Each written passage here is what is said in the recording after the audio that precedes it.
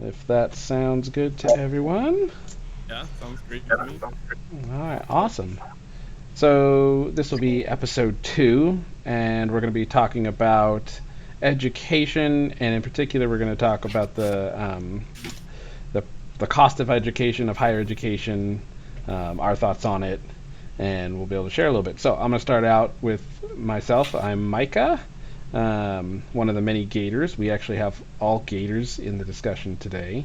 And my education background is pretty straightforward. I was homeschooled from the very beginning all the way through high school, and my formal education ended there. And since then, I've been in the workforce doing just life work.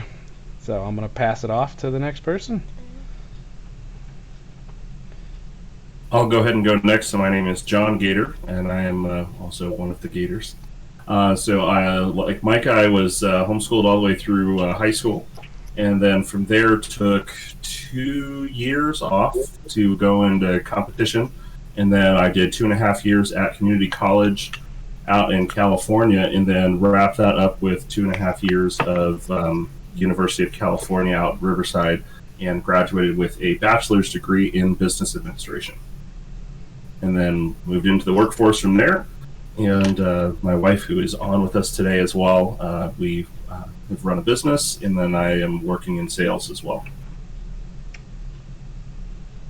I'm Christine, John's wife, and I went to private school. Half of it, 6th grade on, was Christian private school. And then I went to a 4-year university and got my bachelor degree in biology. And got 2 jobs with that degree, and then I started my own business as an accountant. Nice. Josiah. I'll start calling it out. Yeah. That way we keep it moving. So my name's Josiah. I am the middle child. I was actually the first one to go from homeschool to public school in the of the brothers in the Gaiter family. So that was kind of an interesting experience. So was homeschooled until my junior year in high school, then finished high school, went to community college for about a year and a half, transferred to a 4-year college, got my bachelor's degree in music performance actually, and then went to Texas A&M Commerce, so got my bachelor's at CSU, and then completed my master's degree at Texas A&M Commerce in music performance again. Nice. Chris? Or Elijah? Yeah, Sam. My name is Elijah. I'm also one of the Gaiter brothers, and I was homeschooled all the way through the end of high school. Had about a 1-year gap, and then during which time I got into the workforce, and then I started at Front Range Community College in northern Colorado. Was there for about a year and a half, and then I ran out of money and had to get a full-time job. And I've been in the workforce ever since, kind of sidestepping my way into the career that I wanted. Nice. That leaves Lee, or Lewis. Oh, man. All right. Well, Lee, Lewis, however you want to go by it. Hey, everybody. My name is Lewis. I'm the youngest in the podcast. Not the youngest of the Gator siblings. That's right. Me, not the youngest. Second youngest, so definitely the youngest one here. But anyway, so I was in the last wave of the Gator brothers to actually go to public school from homeschooling. So I was homeschooled all the way from, well, before middle school, elementary school, whatever. We didn't really have those in homeschool. It was just kind of like, when do I get first grade? Anyway, up to 7th grade. 7th grade was my first year in public school, and then I was in public school the rest of the years that I was in school. Graduated from, like a small school here in Fort Collins, and then from there I decided not to go to college, so had opportunities but decided not to, and instead joined the maintenance slash kind of workforce area, and have been doing that pretty much ever since, whether it be maintenance, mechanic work, kind of all over the place, and then finally ending up in solar work. So, and that's currently what I'm doing. So I've kind of been bouncing around there, and then I do some other kind of more influencer type stuff on the side, small stuff, but working on that as well. So yeah, that's about all there is. I think I should clarify that I never joined the workforce. I have lots of degrees and no experience. No, just kidding. That makes one of us because I don't have any degrees. No, so maybe it's worth saying. I don't know. But when I was in school, I taught private lessons and taught kids for a long time. So it's everything from elementary kids, actually kindergarten kids, to 60-year-olds who's teaching music to them, and had a teaching assistantship when I was in grad school. So I made my money by basically being a contractor, teaching lessons throughout all of my college years. Nice. All right. That's So, Vivian. She hasn't started school yet. no, we're still trying to settle in. So since the topic, since John, you kind of wrote the topic question down, if you want to kind of kick us off, and then Sure. people basically can just chime in, try not to talk over each other, but we'll just kind of get off and running and see where it takes us. Sounds good. So we'll just kick it off. We'll go in the row from these aren't necessarily in a proper order, but we'll just start from the top with the first question. So the first question that we had there was, how much should higher education cost? And I'll let you guys kind of talk to that, and then I'll chime in later. But what should the cost of higher education be? However much the market value is currently. So how would you define however much the market value is? So it's what people are willing to pay for it, right? So Okay. now we could get into this could go for quite some time, but the root of that question is however much people are willing to pay for the product you're offering.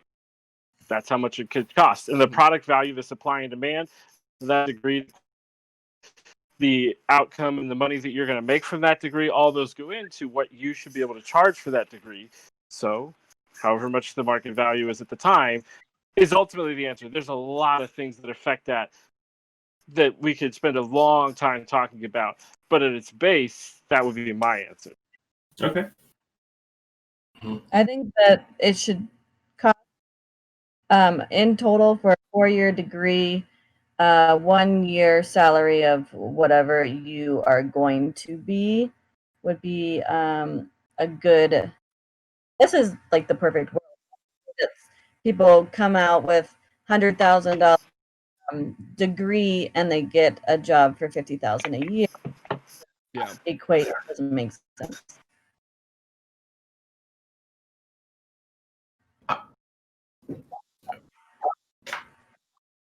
Yeah.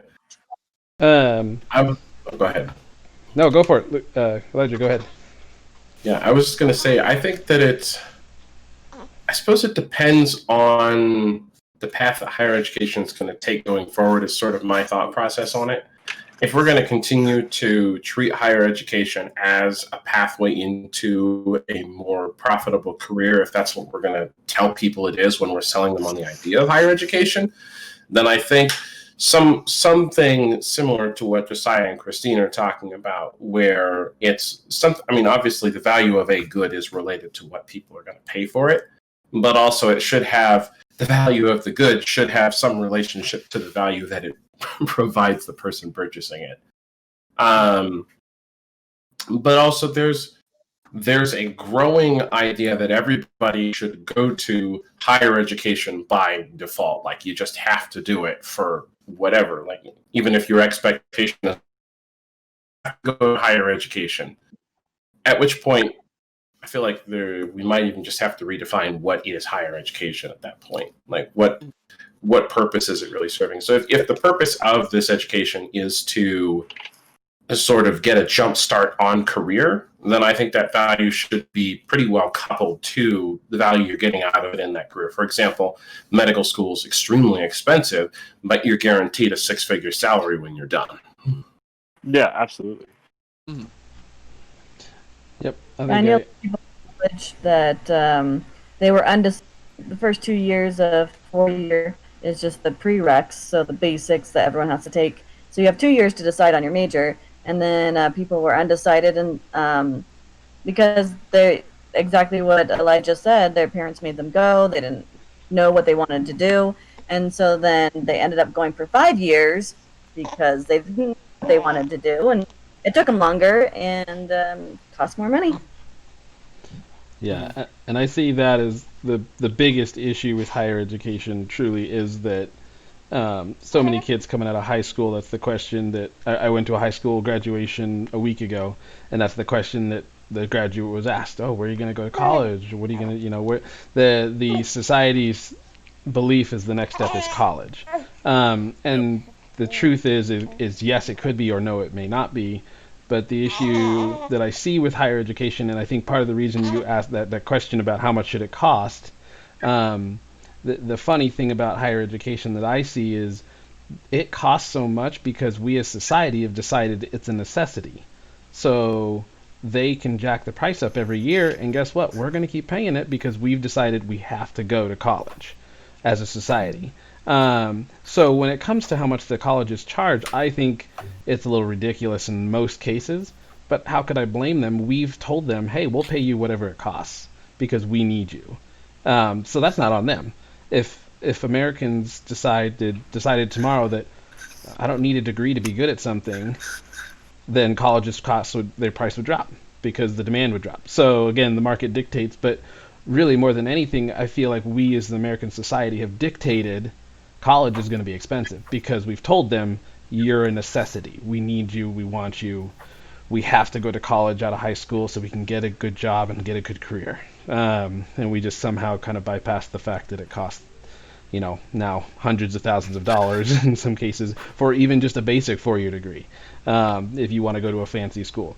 So the issue with the cost of higher education and the fact that so many people don't use their degree is truly I attribute to poor thought process in society, where for me, I've thought about going back to college for different things often, and the bottom line is I would only go back to school for things that will make me better at what I want to do. So early childhood, I work in childcare, or childhood development. I guess I've been a gymnastics coach for 15, 16 years, something like that now. And so my focus is all about childhood development.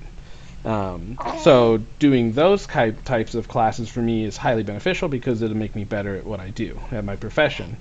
Um, one of the questions I'll ask a lot of older gymnasts that I've worked with is like, what do you want to do with your life? And the answer is, I don't know, I'm going to go to college. And I was like, oh, okay. And the thing I want to try and inspire in them is don't just think about, I got to go to college. Think about what do you actually want to do? Yeah. Because how beneficial college is to you is going to be very much dependent on what you want out of it. Good points there. I would agree with you on a lot of it, that society has a lot to do with the price, but I think that we're missing half the equation there. If you look back at, let's look back 40, 50 years ago, when the price of 1 year's education was maybe a few $100s, and you could look at potentially getting a degree for a couple of $1,000s, and you equate that against the cost of that career you're going into. You may have only been looking at making $10,000 to $15,000 a year, or maybe $20,000 a year, which is a vast cry from a good job now being $100,000 a year. But if you think of that in the equation, there's a big difference, and I think that a lot of that cost has to be attributed to the government stepping in with funding of loans. I really think that you can't decouple the two of those. I agree with Micah's point that a lot of it has to do with we as society have dictated that you must go to college to become successful. But at the same time, we've also said, oh, by the way, you can charge out exorbitant amounts of money because the government and these other firms will come in and give these loans that, if you think about that, if I was 18-year-old were to try and go to a bank and say, hey, I want a $200,000 loan to buy a house. I have nothing. I make no money. I have no job. I live at my parents' house. They'd say, yeah, take a hike. See you later, buddy. But I go to that same bank and I say, hey, I want $200,000 to go get a college degree that I may or may not make any money off. I may or may not be able to pay back. They're like, yep, no problem. Let's go do it. I think that really is the biggest factor, because now all of a sudden they don't have to fit that price of college. Back 40, 50 years ago, you had to fit the cost of college into what someone could make working on the side, right? You had to work a side job to go to college. You couldn't just go take out a loan to go to college. And so as such, the universities and the colleges had to adjust their pricing as such, because you couldn't charge that because there were no, not, I don't want to say there weren't any, but there was not the level of student loans available that there are today.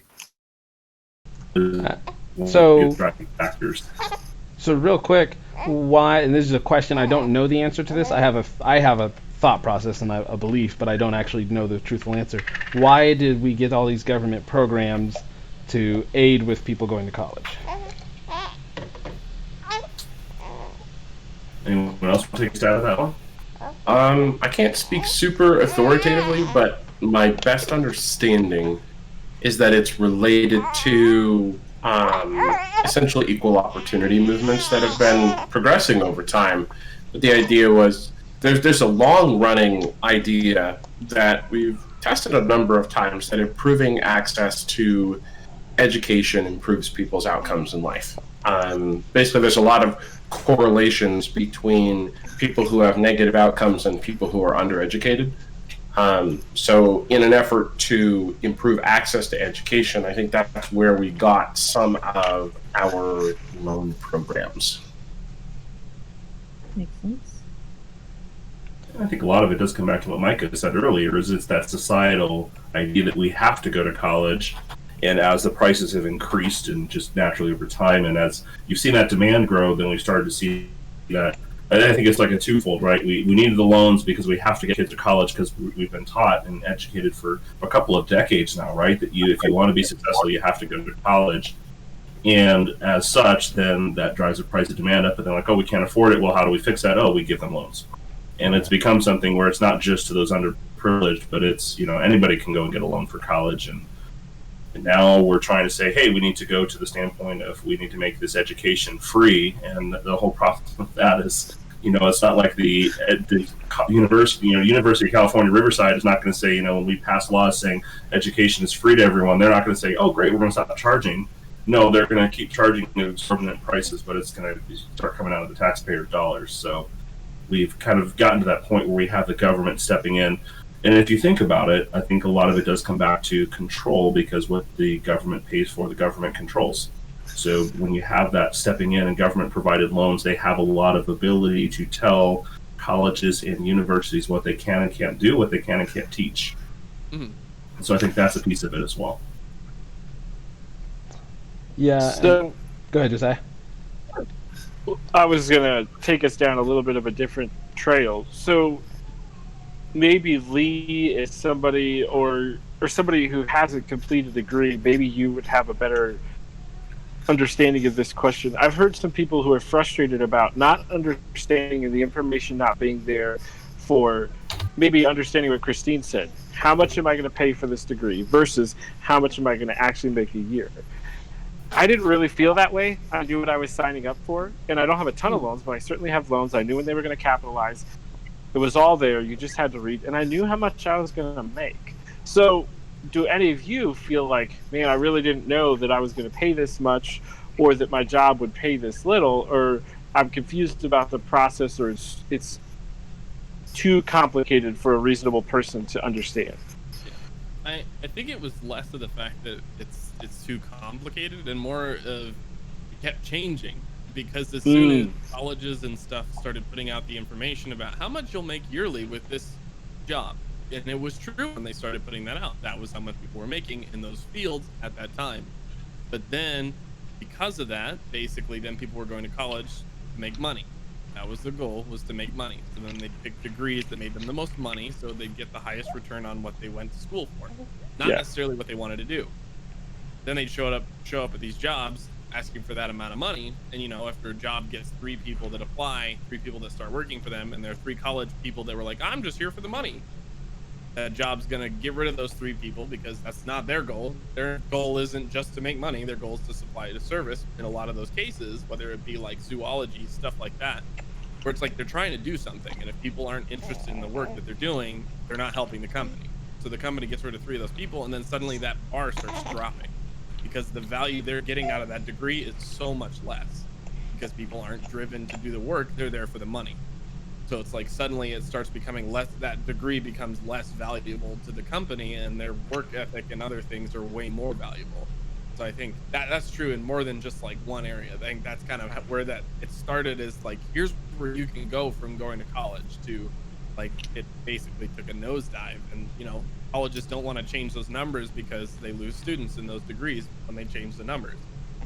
So that's a great point. The industries change and jobs change, and there are people who had great skills 30 years ago that are essentially worthless today.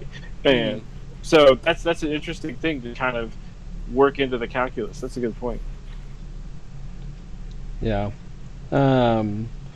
When it comes to, I'm going to lose my train of thought. But when you look at kind of choosing your jobs, and as an employer, one of the hardest parts of my job, I wouldn't say it's the funnest, but it can be rewarding, is hiring staff.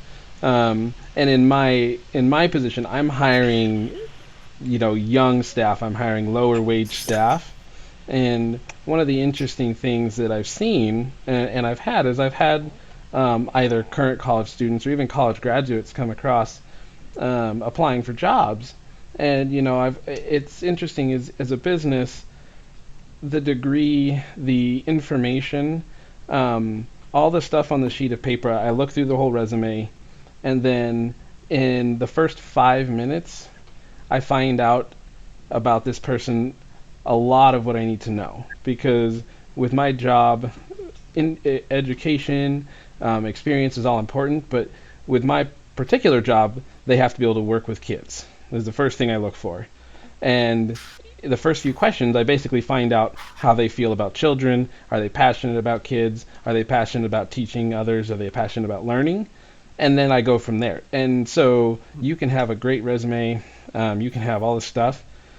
The bottom line is, when it comes down to it, if you're not passionate about the work, I have no interest in hiring you. It doesn't matter how experienced you are. You could be an elite level coach, which in gymnastics, by the way, is not always the best thing to be, especially right now. But you can be an amazingly qualified person on paper if you can't engage with the kids, which are our clients. If you can't engage with our clientele and help provide the service that they need, then you have no value to the business. And that's how I look at it from someone who's hiring for a business. That's my job, is to bring people in that add value to the business. And at the end of the day, your piece of paper means nothing, because guess what? When I sat down with my mortgage lender to buy a house, I wasn't looking at all his pieces of paper. I was talking to him and finding out, can I trust you? That was the main question I had for myself, and all of my questions I had for him were designed to answer one question, which is, can I trust you to be honest with me? That's all I cared about, because if you can be honest with me, then there's potential for us to work together. So I think that there's a difference in the value that some businesses put on that piece of paper. I think it's a great entry level thing to have, because there are certain values that you want staff to have. So it can be a way to kind of sift through people and find people who are willing to be dedicated enough to work through a certain amount to get there.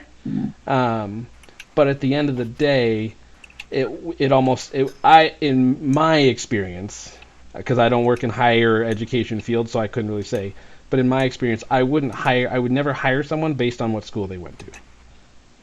Never ever. It would always be based on my human-to-human interaction. Can you provide value to the service that you're applying for, to the job that you're applying for? What about Chris's experience, since he's in the higher paying job? Yeah, it's really interesting. So my company, I work in software engineering, and I'm currently at a senior level position in my company. And what's interesting is, while the majority of our workforce doesn't have degrees, we do have a handful of people who do have them, and it's interesting. Like, I'm actually involved in a hiring process right now. We're trying to find a candidate, and while a degree would certainly, all other things being equal, a degree would help your resume. What I really care about is seeing some examples of the type of work you can produce, and then also when I talk to you, do you seem like someone who's going to be a good team player because nobody truly works in a silo. And if you do, our goal is to get you out of the silo and get you working with other people because you work better and you're going to stick around longer. So we need to know that you have the skills, and I suppose in a situation where we have an abundance of candidates, those with degrees are probably going to have an advantage. So it would help there, but also in like the way that I've personally gotten around that challenge, being someone who doesn't have a degree, is by building connections with people. So I've never worked at a company where a degree was worth more than an introduction from somebody who already worked on the team you want to be on.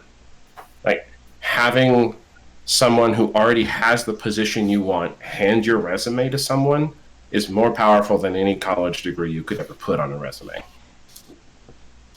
So it does require a little more work on the part of the individual who wants to get hired. Like you have to actually do the networking. You have to have access to those people. You need to either have a relationship with that person or like a 1 degree of separation. So you have a good friend who knows somebody who can hand that resume off. I think in terms of my field, the biggest advantage that a degree has for software engineering is that it's an opportunity for people who care to build a really like a treasure trove of knowledge, because they do learn a lot of very important, useful things. And what's interesting is that most people study computer science to get into software engineering, but the degree is actually, for most of the jobs you're going to have, only so applicable. It's like you took a degree in advanced physics and then you become an architect.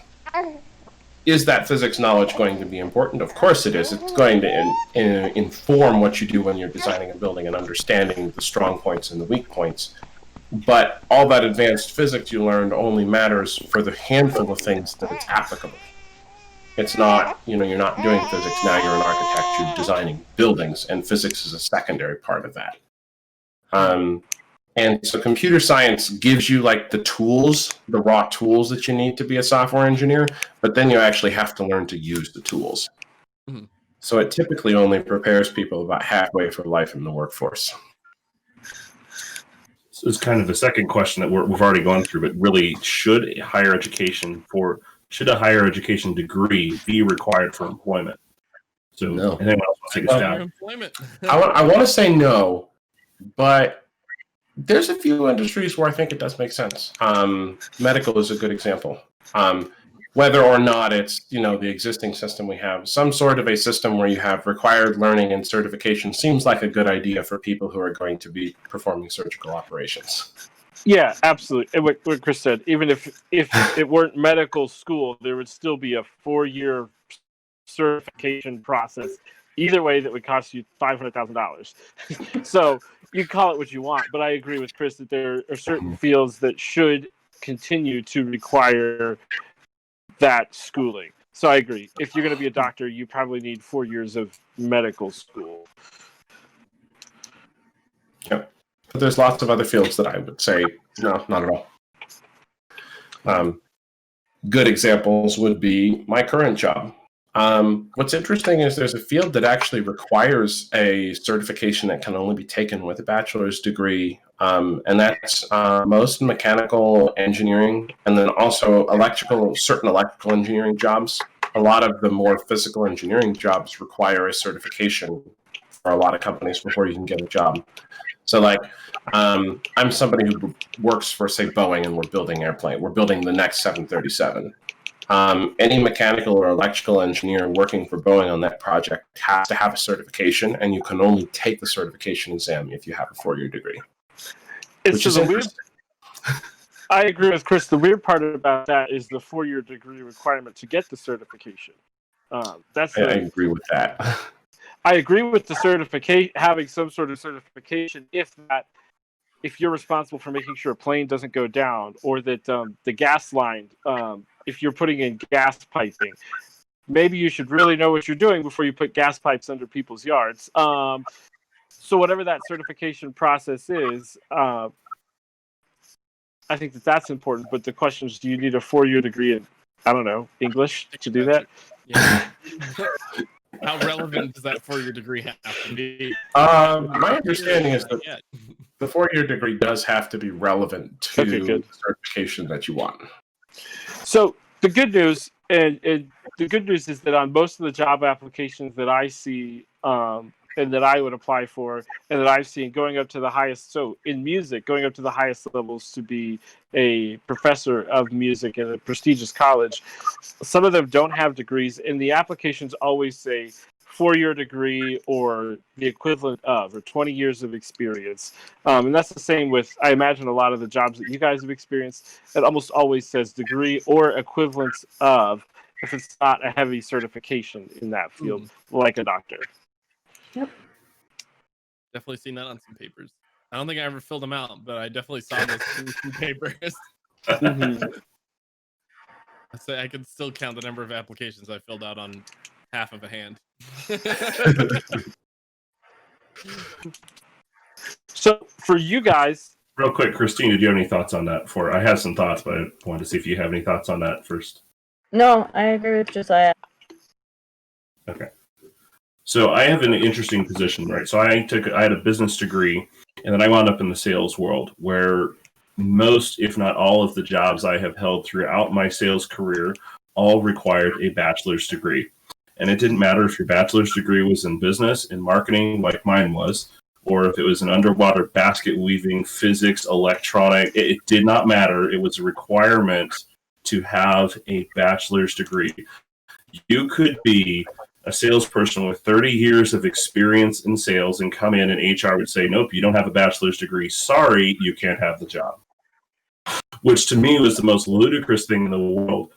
I kid you not, the first 3 jobs I held out of college, the first day of work at each job, I was told, congratulations, you made it through school. Now forget everything you learned in college. We're going to teach you how things work in the real world. And that's almost verbatim. It was verbatim the first 2. It's a slightly different version of that, the third job. But I kid you not, I was just in shock. I mean, I graduated college at the end of, March, I think, in April. So I'm less than a month out of college. I go to my first day of work, and my boss says, okay, John, I want you to forget everything you learned in school, and I'm going to teach you how things actually operate in the real world. And it was legitimately a far cry different in the real world of business than it was what I learned in school. And so I would agree there are certain areas where certification is important, but experience, especially when we start talking about the high-level jobs. I'm in the interesting position right now where I serve an elected official in the local government, and we're in the process of hiring 2 very high-level individuals for local government. And I was part of the conversation for one, and then I was actually part of the interview process for the second. And on the conversation for the one, which is, easily over a 6-figure job, easily. That's just salary. That's not talking benefits or anything else. We're just talking straight salary. Not one time in all of the things that all the elected officials and town staff that were part of that discussion, nowhere on that spreadsheet would you see anything pertaining to or having to do with a degree or college experience. Not one thing on there. Everything was they're working with people, their real world experience. How do they react in a crisis? Would they be able to handle the situations we're dealing with now? How have they proven themselves in getting through tough times? It's like absolutely nothing on the list related at all to college. It was not even a consideration. And I will tell you, as one of the people that will make the end decision on that, if their candidate comes up, and I would be very upset with the recruiting firm, because there's actually a firm who'll do the recruiting, but if they bring us the finalists who their whole thing is they have this great college doctorate and they have no real world experience, that will be a very long conversation and not a very pleasant conversation for the firm as to, why are you even putting this person in front of me? This does me absolutely no good at all. And then for the interview that I was a part of, not one of the questions they had to do, and this is another very high-level job, had anything to do with their educational background. Everything was based off of, okay, this is a situation that we have. What have you done or experienced that would be similar to this? And that's really what matters when you get into those highest end jobs. And in the times where I've even been a part of hiring process, I haven't even cared whether they have a degree. I really care about what is your experience and what do you know, because to me, the value of working through situations is so much more than what you learn in college. Because for me, I went to college, I sat in the class with most of the other people who sat there and showed up and then partied and showed up and partied, and they didn't actually really learn anything. They just memorized it and then forgot it. So to me, I look at it and I'm like, I don't know how much value I see in that. Now, obviously, that's a business degree. I understand there are other areas where it is more stringent and things like that. But I think that having that requirement of you must have a 4-year degree is, to me, it's ludicrous. I don't have a problem with saying in life experience, but if you automatically put that as a roadblock, which I know a lot of people, they put that as a way to cut down on the number of applicants they receive. Is just say you have to have a degree. We'll just make that a flag that if you don't have a degree, we won't even look at your resume. And to me, that is the most. I would never do that as a business owner, because you honestly, I think a lot of the best people you're going to get, especially if you're looking for a younger person to bring into a job, you're not going to get the great candidates who are coming straight out of college. Probably a lot of the best candidates you're going to get are the ones who are 23, 4 years old, and they've got 5 years of experience in the industry because they started working immediately out of high school. Those are the candidates that, as a business owner, I would value, because I understand if you know nothing, it's going to take me 3 to 6 months to get you up to a point where you're actually generating revenue for me. But if you've spent 5 years in the industry, it may take me a month to get you up to speed on how we do things, and then you're good to go. So it's a very vast difference. So I have a question for the people that don't currently hold degrees and for the people that do hold degrees. They're two different questions. So the people that don't hold degrees, when was the time that you thought a degree would have helped me here? That crossed your mind? The closest I came to it was becoming a camp director. They started requiring that you had a certain amount of class hours, which I did the math, and I had about 7,000 more class hours in real work than I actually did than I needed in education. So so when that kind of came up, I just, I looked at my boss, because it basically changed my title, and I told him, I said, just change my title to assistant unless you want to pay for me, because I'm not paying for this. I talked to co-workers who had gone through the classes they required for me to be in that position, and this is a state regulation, because it was a state regulated business. Our childcare business is regulated by the state, so state mandate is that we have to have someone, our director has to have these credentials. So I basically told my boss, I said, you know what, change my title, I don't care. If you want to pay for the classes, I'm happy to take them. I will not pay for this myself, because from talking to the person who took these classes, they weren't bad, but they're not going to teach me anything new. And so I was like, I'm not putting the money forth. I'm happy to do the same work you want me to, just change my title. I had a co-director already anyways, and so I got to change to title to appease the state, and continued on doing the same work I was doing. And for me, that kind of led into the before I lose my train of thought here, the issue I see sometimes. And John, I was curious, how big were those first 3 companies that you worked for? The first one was incredibly small. The second 2 were Sprint and Verizon. Okay, so the first one, I'm curious as to why they decided to require a degree.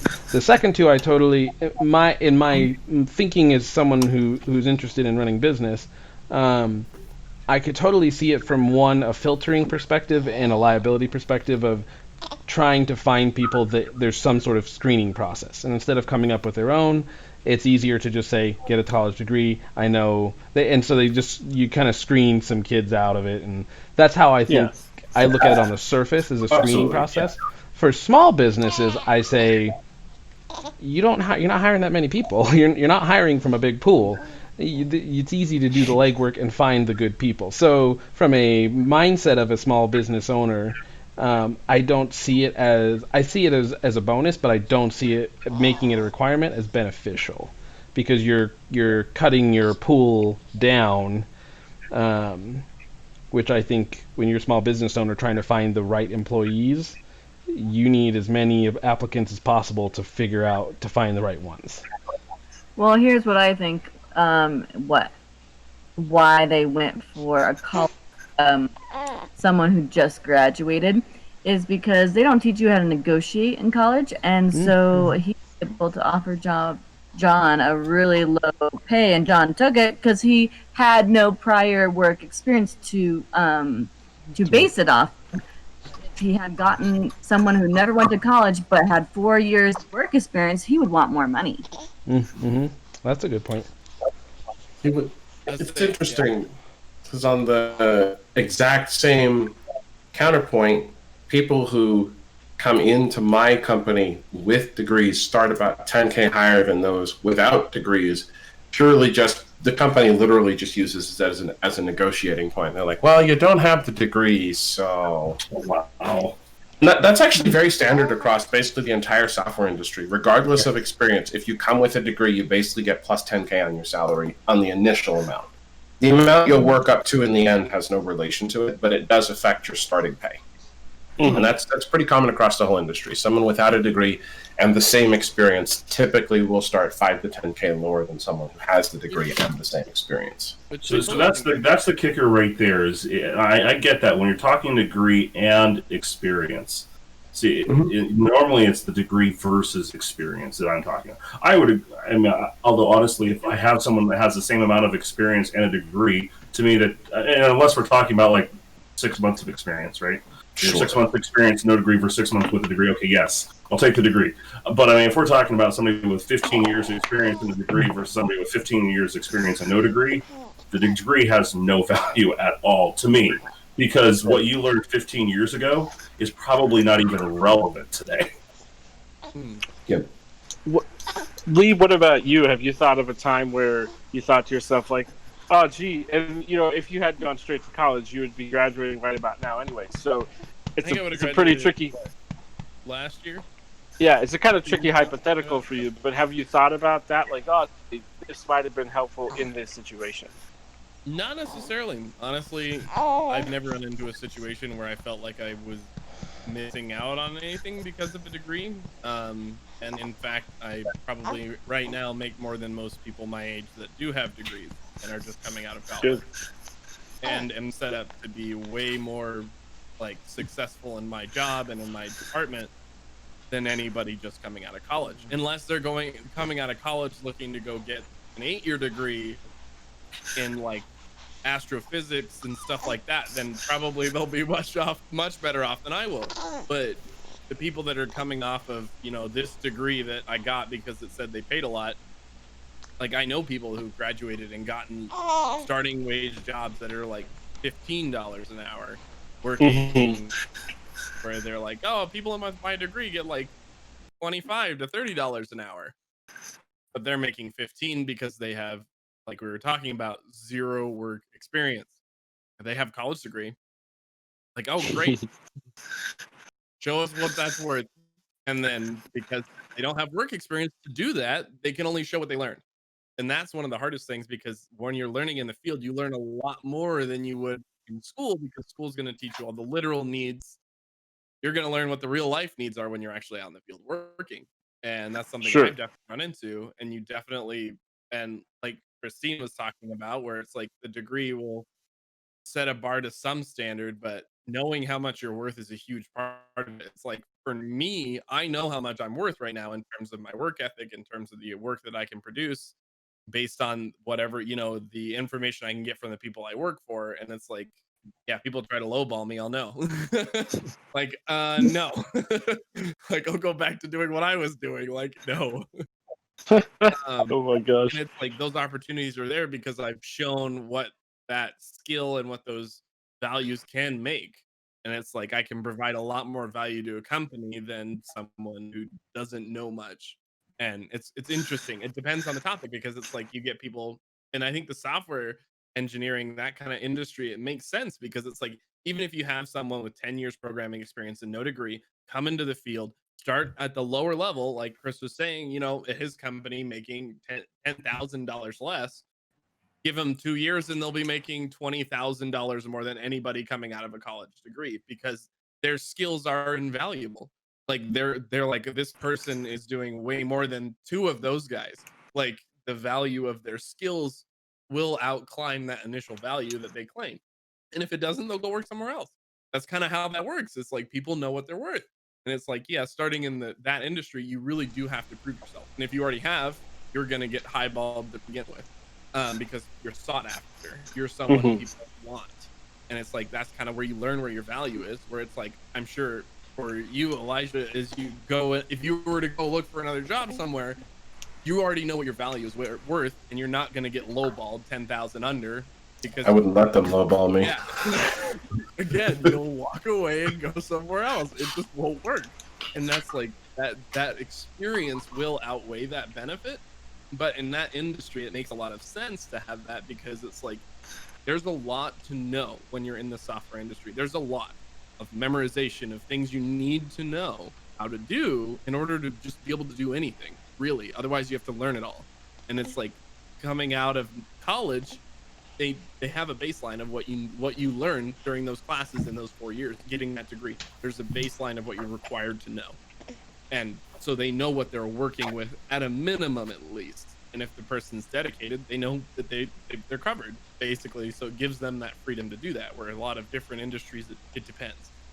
Right. So I want to kind of flip Josiah's quote. I want to flip your question, Josiah, and ask to those that do have the degree, and we can come back to your question if you have it later. Was your degree or training, if you have some specific specialized training, was it worth the time and the money that you invested? 0. I invested $0. So yeah, I guess it was worth it. So that's a great point, though. So who did spend money on your degree? Parents. Oh, I thought you said that. I mean, and that's fantastic. Like, if your parents and your family's able to do that, that's fantastic. So I invested roughly $30-something thousand in my degree. So it's an interesting question, because I'm not gonna sit and live in regret with decisions that have been made and let that haunt me by any means. So was it worth it? And was it worth it financially? Probably not. Where my position would probably cap at about $80,000 a year, which isn't bad for only $30,000 of debt. But I think the degree is worth more than most, because, and here's the question. So maybe my answer to my question is actually almost, because in my field, in music, the top performers, the top tier musicians in the country and in the world all teach in some aspect or another. So if you wanted to be with the best, you got a degree. So you were paying for that high level education, which led to the highest level of networking. So the president of the most prestigious percussion institute on the planet was my percussion teacher. So he studied with one of the most top 3 prestigious performers to ever live. So yeah, that's worth a lot of money. So you're right at the top. So it's almost worth whatever they're going to ask. So that's where that degree gets its worth, is because you are studying with the top tier and you're networking with the top tier, and the school is your network. So it's like going to Harvard. People always ask, oh, what school did you go to? You went to that school. It's not who did you work with right away. It's always, oh, you study with that person? That person's a great person to study with.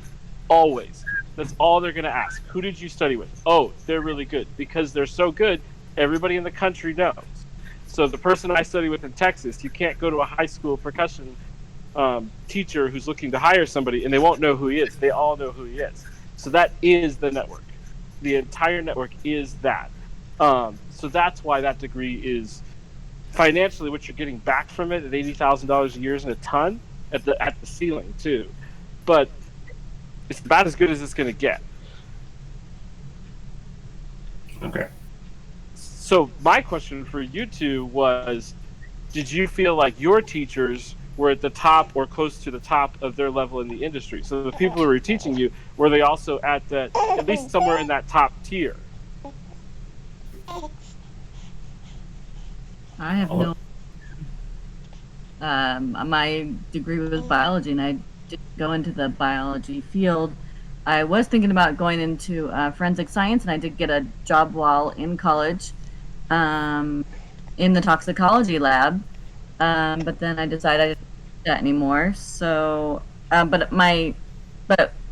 wasn't a specific major for forensic science. It was I think I'd have to go on to grad school, but it was a general biology degree. So I didn't do any research, so I didn't study under a specific professor. So I just took. Sure. Yeah. And John, I don't know if you nodded your head no there. Oh yeah. So mine's about as far opposite of Josiah as you can possibly be. So think about it this way. Who are business school? If you just think about business school, who are the most capable people of teaching you how to be successful in business? If I told you right now, who's the most capable person on the planet you can think of that could teach you how to be successful in business, who would it be? A lot of people. Pick any billionaire businessman that made their own fortune. So give me a name. Each of you give me a name. You've got Steve Jobs is an obvious. Steve Jobs. Well, aside from the fact that he's dead, but if he was still alive, Elijah. I might actually go with like a Richard Branson. Richard Branson, Jeff Bezos, Micah. You know, I could throw out any of those names, and a lot of them didn't even finish high school. My pushback on that is the. You don't know where I'm going yet. So just give me a name. Give you a name of a successful. Someone you could think would be great for teaching how to be successful in business. I feel like Robert Kiyosaki does a real good job with it. Robert Kiyosaki, fantastic. Christine, and actually I like that, Micah, because I'll come back to that. Who would be someone that you could think would be be able to teach you how to run a successful business if you just thought of the best person in the world to teach that? I have no idea. Trump. Trump, great. How many of those teach at a college university? 0. How many of those actually teach people how to be successful in business? 1. Robert Kiyosaki. So I'm glad Micah said he actually does teach people how to be successful in business. Successful businessmen run successful businesses. They don't teach at universities. Exactly. They teach at universities academics. They've researched, they've studied, but most, I won't say all, most have never actually run a successful business. Out of my professors, 3 had run businesses, 2 had run successful businesses, and 1 of them actually gave me useful, relevant content that I use to this day. All of the rest, it was straight out of the book. Here's what it taught. Most of them, the expanse of their experience was a manager of like a Radio Shack. Nothing against managers of Radio Shack, but that's not exactly here's how to run a successful business, which, I didn't go to business school so I can learn how to be management. I wanted to learn how to run a business. And so the challenge is by nature, if you're successful in business, you will make millions of dollars more running your own business than you would ever make as a professor. Successful businessmen and women do not teach in school. Now, they may come in as guest speakers, and I had several guest speakers come in that were great, but that was the problem. They were the guest speakers. They were not the professors. And so that was your problem going to school to learn business. You should have learned something else. Exactly, and that's why I say when I understand I have a different perspective, because the business field by nature, those who are very good at it would never teach in a university for the most part. So they are still running a successful business. So I have maybe a thought project. Can you name an industry where you think they should have to be educated? So either a certification or the traditional education we have now, where the teachers are not practicing somewhere in the top tier. So doctors, the residency is with other doctors. Veterinarians, it's with vets, and it's a very expensive degree. Absolutely. So could you name a degree or a residency that you think is worth the money, that you're not studying with people at the top of their field, or a certification that you think should be required? Lawyers, Harvard teachers some of them are quite exceptional, and they practice. Mm-hmm. I can't tell you. I mean, business is that, but I don't think it should be, because my perspective on that is different. Well, I won't go there yet, but I think you need to be learning from people that are actively practicing, because you lose so much, and especially in today's day and age, industries change so rapidly. I mean, Elijah is in a program. We all saw this with our dad, who is a computer programmer. The speed at which things changed, it was insane. I think you have to, for it to be worth the money, you need to be learning from someone who is active in that field. And right, because I went to school in business, that was, and I'm not saying maybe there are business schools out there that are different, but as a general rule, for a full-time professor, the two cannot coincide. You cannot run a business and be a full-time professor. The two are not compatible. Unless your business is running a college. That is a business college. So, the university president. So one of the things, and the reason I chose Robert Kiyosaki, and as I was like trying to stall and think of names, is the reason I chose him was because of anybody I can think of in business. I learned the most by studying and reading from him, and so I was gonna say is one of the most failed owners in basketball is arguably the greatest basketball player of all time. And that's Michael Jordan. And the point I want to make with that is simply that just because you're awesome at something doesn't mean you can teach others.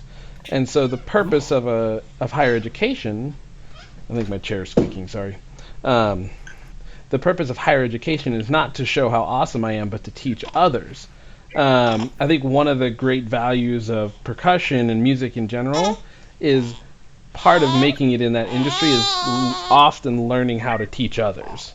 And so you end up with a lot of great instructors because that's part of the business. That's part of being a great musician. Totally often right. Is you have to be able to teach others to make money, so you become a great teacher. And so you can find a lot of great teachers in that industry. Not only, I'm sure, are they all practicing, but it's part of kind of learning how to do that. Business is such a broad thing. And there is no right answer to business because there's so many different answers that are successful. That it's hard to find someone who can necessarily teach you exactly what you need, but someone who's going to help you excel in business has to be able to, regardless of their accomplishments, has to be able to then logically and be able to explain it to you and show you how they got there in a logical way, in a way that makes sense. There are certain businesses out there that got lucky. And so when it comes down to like, well, how did you become successful? And it could just simply be like, actually, I just got really lucky. And then I started to figure things out, So that you may not learn as much from someone who just got lucky versus someone who maybe bankrupt 4 times and is like, well, let me tell you 4 different ways I found out how to fail. Right. Don't make these mistakes. So I guess that's what... when it comes to higher education, that's what I would want to see is, not just that you have experience, that you're smart, that you have a successful business, but can you then actually share that information and share with others in a way that inspires them to go on and be successful? And I would have that same attitude towards all higher education is you need people not just that are good at it, but can also teach others for it to be. And that's a great point. It really is true. Yes, not every business person is a great teacher, and honestly, I would say for most of the successful business people that I have met over the period of my life, is they've all failed in anywhere from 5 to 10 businesses for every highly successful business that they've had. And it really, for me, the frustration came in is when you have people that really have no experience in what they're trying to teach you. Right, that their experience comes entirely from reading books and reading what Bill Gates wrote or reading what this person wrote. It's like they've never actually done it, and that's like the professor that I have the utmost respect for, and probably from a business standpoint, one of the people I have the most respect for that I personally know. And his business was not a multi-million, billion-dollar business. It probably did several $100,000s a year, but it wasn't a Microsoft or Apple or anything like that. But the difference was when he came into the classroom, he was teaching from a place of giving actual examples of things that he had dealt with over his time in business, how this was relevant, what we're learning. Hey, this is what this looks like in the real world. And here are the real world consequences if you choose to go down this route. And he always dealt with the real world. It was never about, theoretically, what if? It was, okay, now here's the theory that we're learning. Now I want you to go pick a company. Like that was the project we did for strategy. Our strategy capstone business class. He said, okay, great. Now go pick a company and you're going to go and build a strategic plan that you think this company needs to implement And that's what we worked on for that whole year. And we spent hundreds of hours working on that project. But he had us actually take and apply what we were doing to a real world company with real world present day problems and find a real world present day solution. And then when we went to him during office hours, he talked through it with us to help us realize, oh, you may be a little off here. Have you thought about? You could tell he actually knew how this stuff worked. It wasn't just some theory in a book. It was things he practiced in real life, and he knew how it functioned. And that, to me, is the key. He was an incredible teacher, incredible educator, but he also understood from a real world experience. And that's, to me, was the key. Is a lot of, I will say most. Most of my professors in college lacked that real world experience. They just taught from a book. Mm-hmm. Could you guys think of degrees, maybe we could go around, that you think would be worth it financially? So if your motives are financial to, feed a family of 4, you guys think of degrees that you would like, yeah, I think this would probably be worth the financial risk and expense of the loan? I would say engineering would probably be one that would be worth the cost. I know everyone says doctors. I have talked to so many doctors who they tell you do not go into medicine for the money because it's not worth it.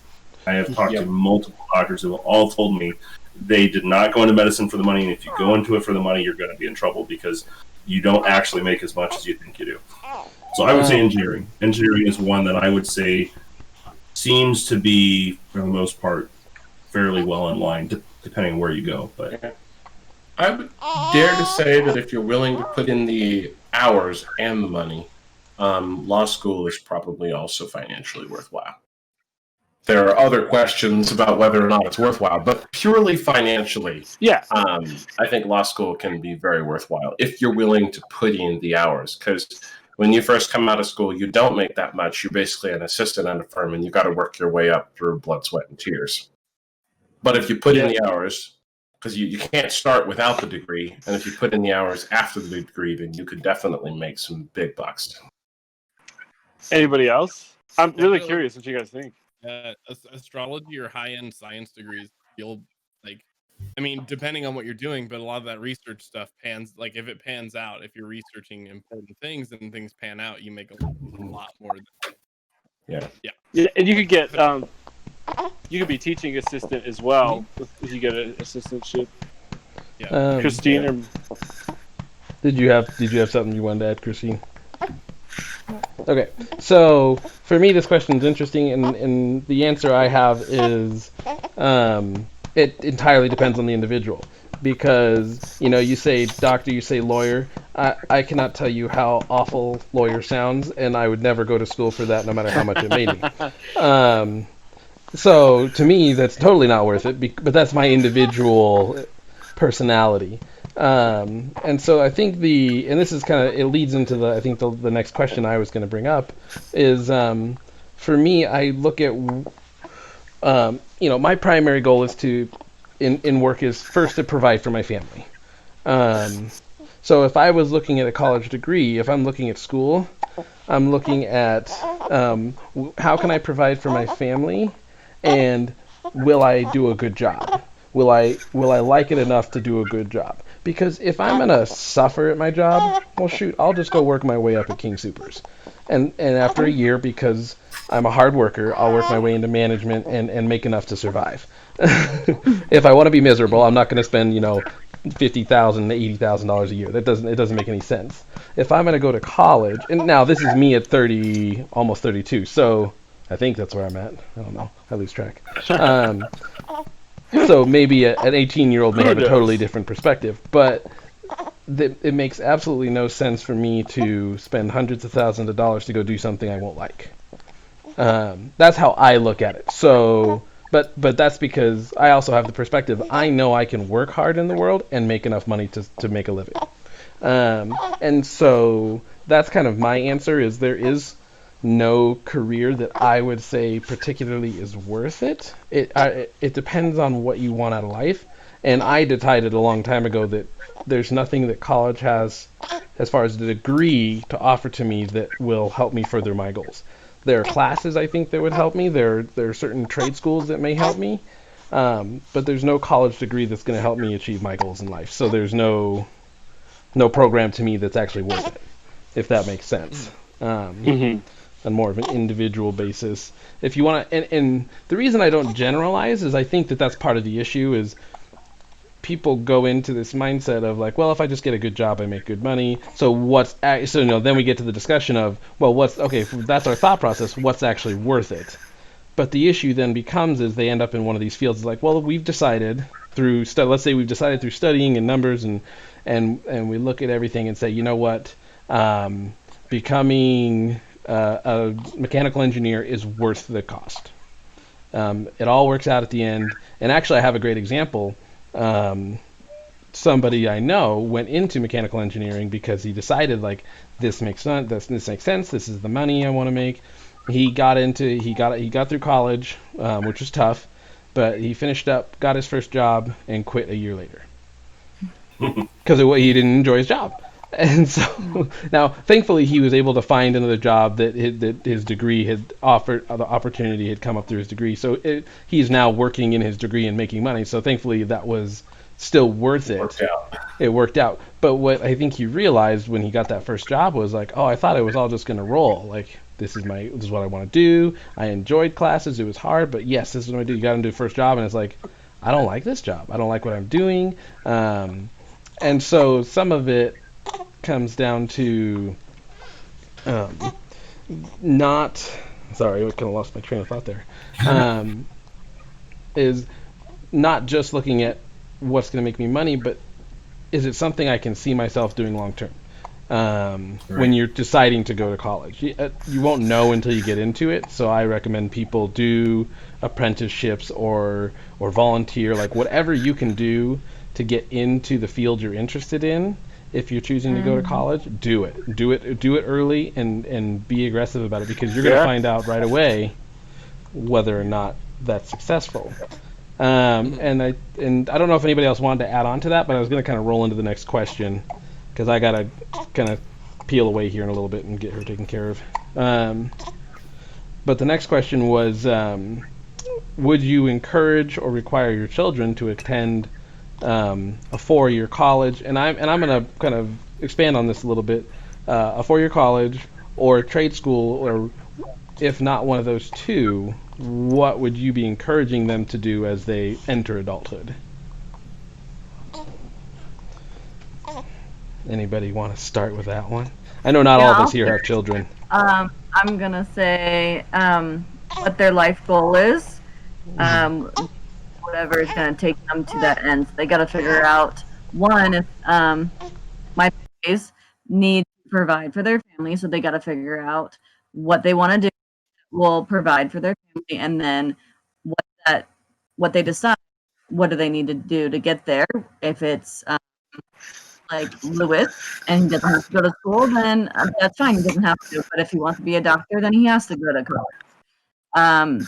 If it's my girls that just want to be a stay-at-home mom, then they need to learn how to run a household, and then you don't need to go to college or anything for that. So I will expand because my wife, so of course we are very in agreement. I think that was one of the things to answer the first part is absolutely no, I will not require or expect them to go to higher education in terms of a 4-year degree for sure. Trade school, I think, would be, if I were to say one over the other, I would highly value trade school over a 4-year degree. Now, it does come back to where do they want to go and what do they want to accomplish with their lives.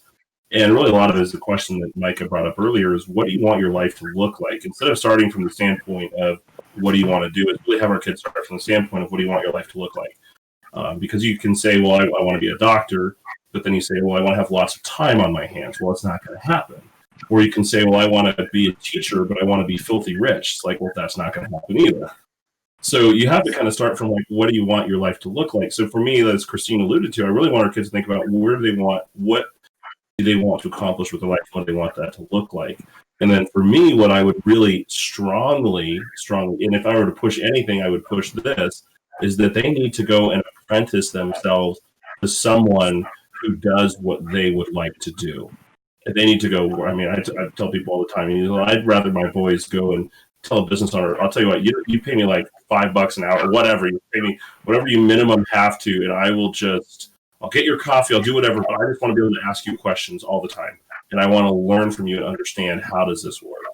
To me, that is like, I would push, like, you need to do this. You need to go find them, go study under them, go learn from them. And then you can make a decision whether you want to go into a degree or whatever you need to pursue that profession. But the only thing that I would push is you need to find somebody who is in that field and go and be around them and learn from them. But as far as what our culture today is, which is, and I don't ever ask kids, I ask them, do you plan to go to college? I don't ever say, oh, where are you going to school? Like, oh, do you plan to go to college? And if they're like, I had one person, they're like, oh, no, that's great. Like, really? I was like, yeah, what are you thinking you want to do? I was like, you don't have to go to college to be successful. So I definitely would not pull that over my kids, an expectation that you go to college to be successful. Mm-hmm. No, I think I would definitely sit on that where it's like, no, there's no requirement, because I mean, I didn't go. However, I think something that would be just as valuable, if not more valuable, and if they did want to go to college, would make also a lot of sense, is basically, regardless of what happens, what's your 4-year action plan? What are you going to do with those 4 years if you don't go to college? When you're done with schooling, there's no real planning. You're not going into a 13th grade. So what are you going to do? If you're going to go into the workforce, where are you going to start? Where's your goal to end? Are you going to go start at Walmart and then hope to gain $1 each year and then $4 higher? I mean, if that's what you want, like, by all means. But it's like, that would be kind of the goal, is to be like, okay, what's your plan after 4 years? Where do you want to set a goal for yourself? Okay, start at Walmart, go from Walmart to, a basic restaurant job, go from a basic restaurant job to a serving job. And, basically, where are you going to start? And, from that basic serving job, maybe become a bartender. Like, boom, right there, a 4-year action plan. Take it 1 year at a time, get some experience in the working field, work with people, go get a restaurant job working in a restaurant, and get a serving job serving people. And then the next step would be, if you want to be a bartender, go become a bartender. It's like you're setting yourself a plan. So, and I think that'd be just as valuable as college, because it sets them up for like, okay, what do I want to do? However, they're not restrained by the certain amount of degrees you can get in college. Instead, they're restrained by, whatever they want to do with their lives. And that'd be kind of where I think, take it instead, is kind of set it up in a different fashion. Yeah, I think I'm definitely very much on board with the idea that I would never require a child to choose a university or a trade school. There are definitely cases where I would encourage it, but not. I would push really hard to have it. My encouragement never be you have to do this or I'm going to be disappointed in you, because that's requiring them to do it at that point. It would be a case of somebody says well, I want to go to space and be an astronaut. Theoretically, it might be possible to do that without getting a degree, but I'm not sure if anyone has. Yeah. So yeah. I would give them strong encouragement. If you really want to do this, here's the standard path to that. How can we get you on that road? Type of approach. Similar to John, I'm actually very fond of the idea of trade schools. Like, I know somebody who really doesn't care for academics. Really wouldn't go very far in academia at all, and they decided to go into the trades. They're now a journeyman plumber.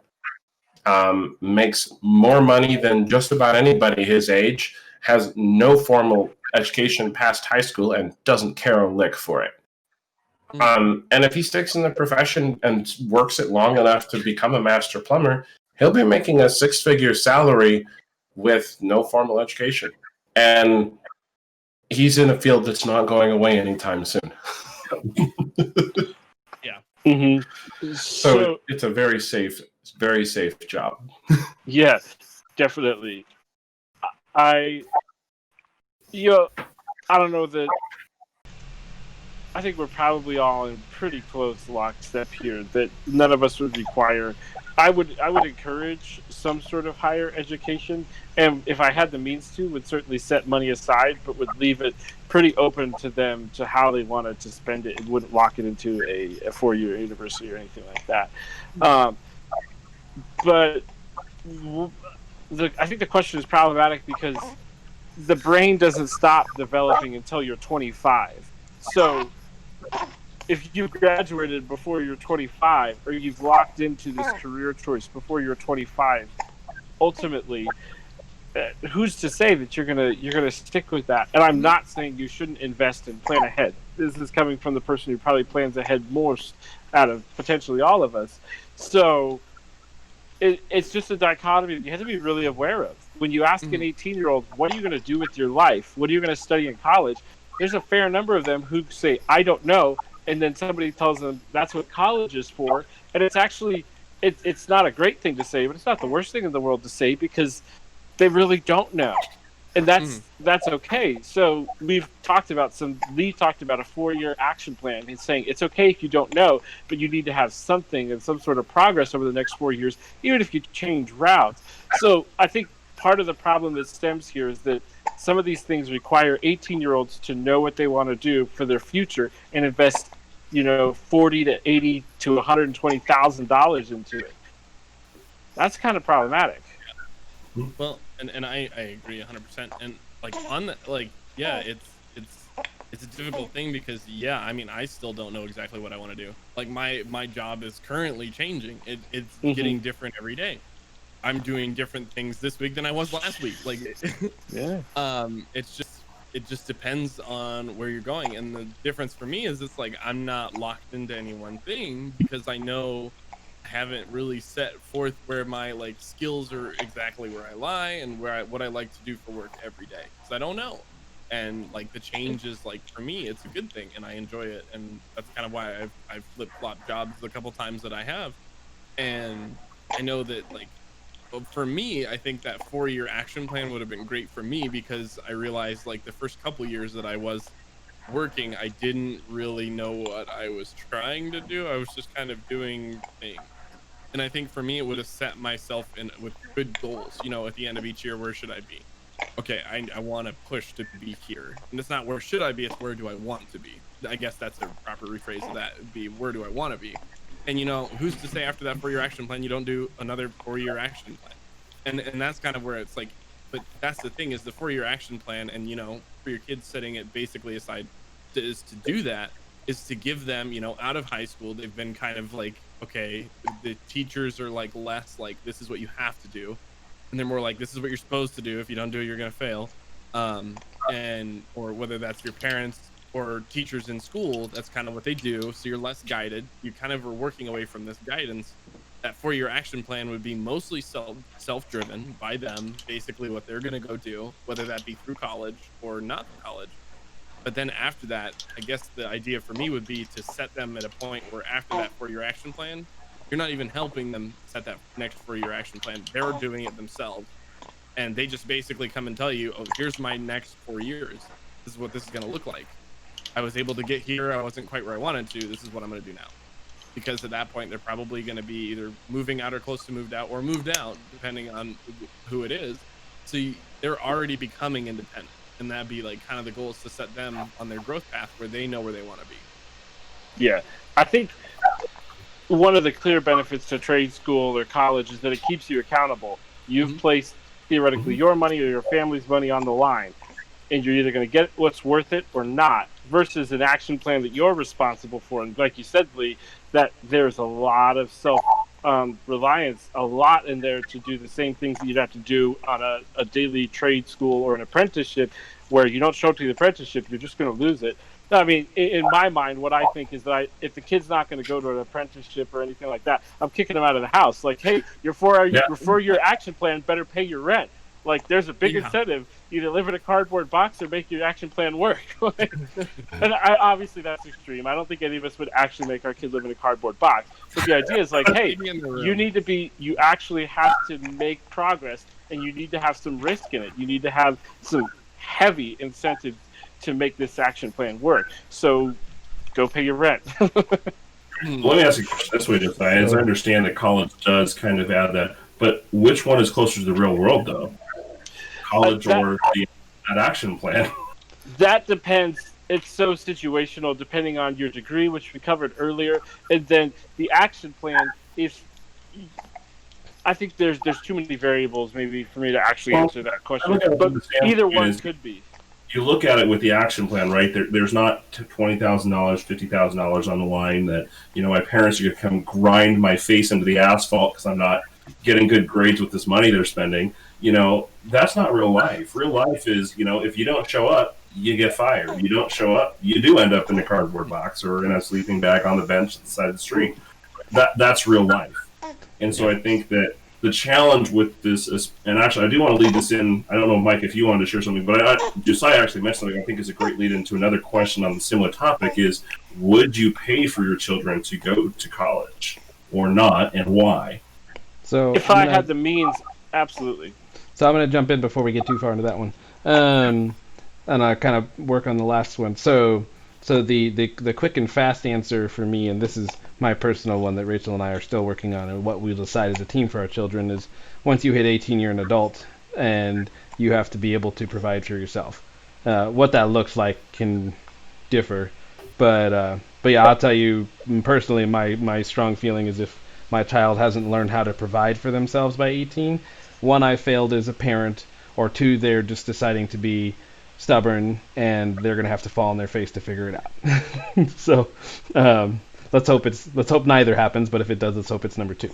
But to kind of go back to, I wanted to tag a little bit on whether or not like 4-year degree.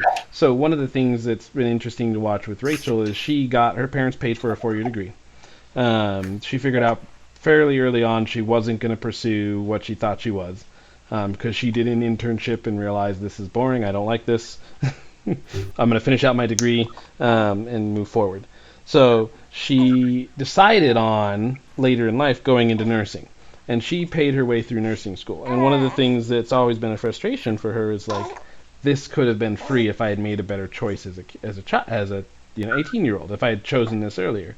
The problem is sometimes you just don't know. Sometimes you don't figure it out that early. One of the things I saw from her college degree that was paid for by her parents is she learned how to study. And she, as stressful as it may have been for her, watching her from outside, she always had A's. She always got it done. I'm in big trouble with this test, and it comes back 95%. Oof, big trouble. Like, to me, I'm like, well, I mean, 95 sounds great to me. Oh, no. Sounds awesome. Yeah. So I think that had a huge advantage for her, as far as learning how to study, learning how to be committed to something. But the thing that I think really stuck with me about her life situation is she worked a job while going to school to pay for it, because the second time around going to nursing school, and thankfully it was only a couple of years because she already had some of her prerequisites done from her other degree that her parents paid for, so she's got partial, kind of like 2 years of help basically. But the thing I noticed was she's like, I'm working this other job, I'm gonna get this, I want this, and now that degree is totally worth it. She's putting the work in, she's paying the money. So one of the things I would say is, it'd be tough, and I don't know the answer if I could pay for a full 4-year degree, if I would or not. I don't know that I would, because one of the things that I saw with her was like, I'm putting the blood, sweat, and tears in, and she was like it with the first degree to a certain extent. I think she felt like, I don't want to waste my parents' money, which is great. Not all kids feel that way. I don't know how you felt, Christine. I have no idea. But there are some kids that are like, I'm going to take this and I appreciate it. I'm going to do everything I can to succeed. There are others that party all night. But what I really saw with her nursing degree is like, I'm going to work my butt off to be successful at this. Like, this is my thing. So, it kind of goes back to, first of all, helping them figure out what they want to do. To me, the 18-year-old that knows what they want to do with their life is a unicorn in today's day and age. There are people out there that figure it out, but there's so few. I feel like it's so low a percentage. So for us, the first goal is teach our kids to be responsible for themselves. When my children turn 18, you're an adult, you have adult responsibilities, you should be treated as an adult. You're not going to get everything right, you're going to make mistakes, that's okay, but you're going to pay your bills, you're going to have a job and earn money, in my opinion. And the reason I want that for them more than anything is, for me personally, all of my success comes from one decision, and that's to work hard at whatever I do. It all, like, all the stuff I do, it all boils down to one thing, which is you work harder than everyone else, and you'll be successful. And doesn't mean I always do work harder than everyone else, but that's my mentality, is like, work hard, you'll be fine. Because there's always a place for hard workers. There's always a need for hard workers. And let me tell you, as someone who hires, especially in a lower income job, there's always room for hard workers. Yeah. Because I go through quite a few applications of people that haven't figured out how to work hard yet, and it's kind of rough. So that, for me, from my kind of growth perspective and from talking to Rachel, those, I think, I want our children to know how to live in this world. And if they know what they want to do, great, go to college. If I can support that, I will. We put money aside for them, and that will be basically, here's something to help you get a leg up towards your goals in life. And to be totally honest, I don't know what stipulations we're going to put on it yet, but I'm leaning towards just giving it to them. And it's tough because on one hand I say, well, I could help them, I could teach them. On the other hand, it kind of depends on the personality, because if they're just stubborn, either they'll take that money and say, I'm going to do this because I want to, and they'll succeed and blow everyone away. Or they could squander, completely fall flat on their face, and that would hurt. As a parent, I can't imagine that would feel good. But one of the things I've also learned through teaching is sometimes you can't change someone's mind. Sometimes you have to let them figure it out on their own. And I'd rather them figure that out at 20 than try to kind of carry them through and encourage and coddle, and then at 25 they're still trying to figure it out. That would, to me, would be more concerning. There's less at stake when you're 18 years old in most cases. If my child falls flat on their face at 27 when they're supporting a family, that's way more painful than 19 or 20 years old. I gave them, here's your money, and they go blow it all on some new car and go drunk driving and crash it. That sucks, but they still have time to recover from that, and they're not affecting people other than themselves. So that's kind of my thought process as of now. I'll keep you updated. My kids are two and almost a month old, so. Thanks, Micah. Josiah, you were chatting a little bit earlier about this. Did you want to? Yeah. So and mine might be the more out there, but if I have the means to, certainly. Let's just assume you have the means to. Let's just make that assumption. Yeah, because it comes down to a couple of things: my personal experience and trust. And my personal experience is that I would have worked pretty much the same, probably 98% of what I did, and my work effort would have been the same. So if I worked less hard, it would have been maybe 2%, maybe no difference at all. You wouldn't have noticed a significant difference. You wouldn't have noticed any difference, whether somebody else was paying for it or if I was paying for it. The other thing is trust. So if you're stipulating that they're old enough to start their own business or go to trade school or to move out, that you need to put a certain level of trust in them. And if four-year college is what they want, and you have the means to support them, either you trust them or you don't. And if you don't trust them, don't give them money for trade school either. Don't give them money for anything. If you do trust them and you have the means to do that, and that trust comes down to, do you think that they'll use it, that they'll learn the same? Because the common argument is that if I pay for it, they're going to squander it. That means you don't trust them. So don't pay for anything, because you don't trust them. If you trust your child, by all means, I'll pay for that 4-year degree. By all means. I think that's a great way to put it, and I think that really truly does fall in line with what we're what I was saying with and now I don't know that I'll have the means to provide them a 4-year college, but that comes back to giving them that money, and that's choosing to trust your child, and like I said, I'll see how it feels when I get there, because I say that now not knowing. I'm pretty stubborn, so I'm fairly confident that I can just say good luck. But and I think it'll be one of the hardest things as a parent to reflect on and understand is, I think it's as simple as what Josiah said, which is, if I've done a good job as a parent, I have to trust my child to do what they think is best for them, not what I think is best for them. And if I've done a good job raising them, hopefully what they think is best for them lines up with what I want, what will actually be good for them in the real world.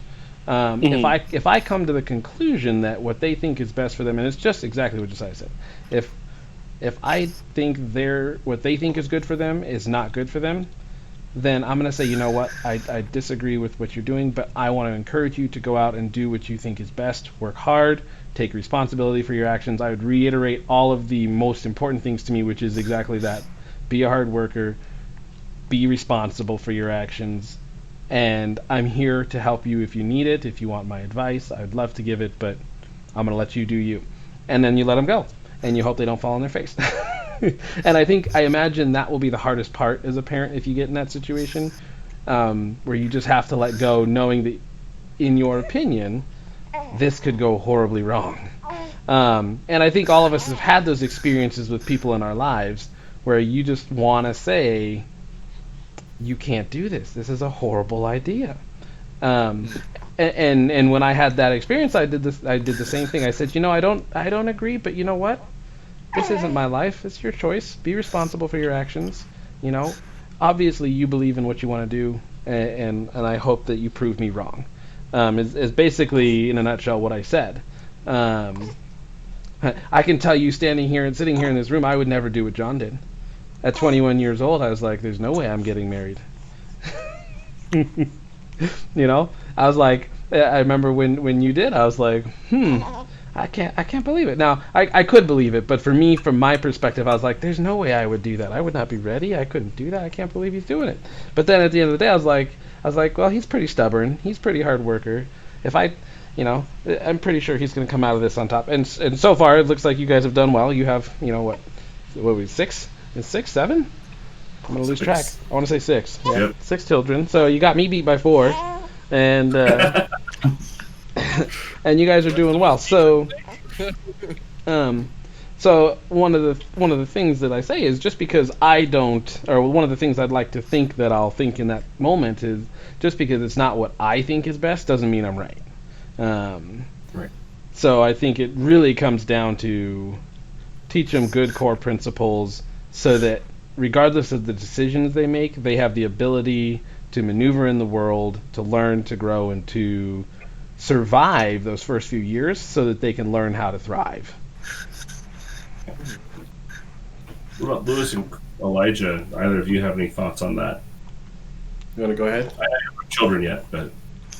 Oh, on the, giving... I think I touched on that briefly earlier about, giving them money. Mm-hmm. Yeah, I had touched on that earlier. I was kind of more basically kind of the... Oh, no, I didn't touch on that. I touched on my... I don't think so. You touched on the plan, but I don't know if this is a little more specific. So I think this would pretty much fall in that category. Yes, I honestly, as much as I would set aside for a college degree, I think I would kind of do the same thing. Kind of what Micah was saying is just basically apply that to my action plan. This is the amount of money behind your college degree. This is the amount of money behind your action plan. This is what you have to work with. And if you're not going to use it, then it will just sit, you'll have it. And you'll have to figure out, do you invest it? If you're not going to use it, do you invest it, or do you hang on to it? What do you do with that money and that time? Basically, here's the inheritance of the work that you're going to do. Here's what I'm going to give to you as a tool for what you want to do with your future. Kind of where you want to put that is up to you. So if they're going to college and they want to put that money into college, and that'll be the other thing. If they want to work through college, I'm not going to tell them, no, they have to use that money for college. If they want to have that money for something else other than college, that's up to them. So I think I'll set it up more as this is what you're going to get at this point for getting this far. And this is what you can use this for, whatever you want to use it for, as long as it's in a direction that you're wanting to go. What that is, I'll leave it as open as possible, but obviously if it's something obscene and dumb, maybe not, but I'll be okay, something else. A little more I'm gonna spend it all, well, I guess, and maybe not. Maybe I do let them spend it on the skins for a video game, who knows. But if they're a pro gamer, maybe it'll pay for itself. Yeah, it's kind of one of those things where, yeah, I think I don't know enough yet, because I'm not there yet, obviously. But Yeah. I think definitely that would be kind of my goal, is to build it into that, 4-year action plan. This is what you're gonna have for that 4-year action plan, or that 4-year degree if you want it. So whether it's help pay for college, or kind of whatever you decide to do with it. But definitely, I think that would be my goal. I mean, if I have the ability to use those funds for that. What Cool. about yourself? Yeah, so I am not opposed to the idea of, so of course we're operating the assumption that we have resources. I'm not opposed to the idea of like giving my children money for school. I would think of it more as, and I'm really piggybacking off of other people's ideas here. I would think of it more like it being a life goals fund. If my child wants to be an astronaut, they want to be a physics researcher, they want to be a mechanical engineer that builds rockets, then that money's probably going to go to school. But like, if my child wants to be an electrician, then we're probably going to spend it on tools and getting them a work vehicle. If I have a daughter that wants to be a stay-at-home mom, then it's probably a down payment towards her and her husband's first house. It would basically be a fund that is designed to help my children get ahead in whatever their chosen goals are in life. So, when they're at the point where they're leaving the household to go really start their life, the goal of this fund is to help them get ahead. So, yeah, I think I really liked what Josiah said. Like, if I don't trust them enough to give them money, then I'm not going to fund any venture they're going to be getting into. Yeah. Exactly. But if I do trust them and they're not getting into something that I think is evil, then I'm probably just fine supporting them. Yeah, and for me, that's an interesting question, and I guess we're closer to that than anyone else. Our oldest is 16, going on 16. Yeah. So we're fast approaching that point. And again, right, a lot of this comes from my experience. And I saw, for myself, the biggest reason that I took school so seriously and I made sure I never missed classes and I did all that was because I was the one having to watch those student loans rack up from $5,000 to $10,000 to $15,000 to $20,000 to $25,000 and realizing I got to pay that back. And yes, I think I still would have been a good student, but I honestly, looking at myself, I don't think it would have been the same had I not been footing the bill. I think I would have taken things a little more easily, a little less. Not that I probably still would have been like an A/B student, just because that's kind of how we were raised, right? We were all raised to work hard. But it's very different when you're going there, those days that you feel sick or you don't want to go to class. It's a big difference when you're the one footing the bill. When mom and dad were footing the bill, it's not a big deal to just not go to class. I feel like garbage today, or I really want to go on the ski trips. I'll just cut class day. It's not a big deal. There's no tests. Is that one class going to make a difference? Maybe not. But it's just that attitude really, for me, is a lot different. But it is a struggle because Josiah's point was great, right? Do I trust my children? And my hope is that I would at that point. And with our oldest, I can say that I have a very high level of trust with our oldest at this time. But as I look at it, and this is where I don't know the answer yet, right? Because I've seen people on both sides. I've seen people that have given their kids a lot and they've set them up and they've become very successful.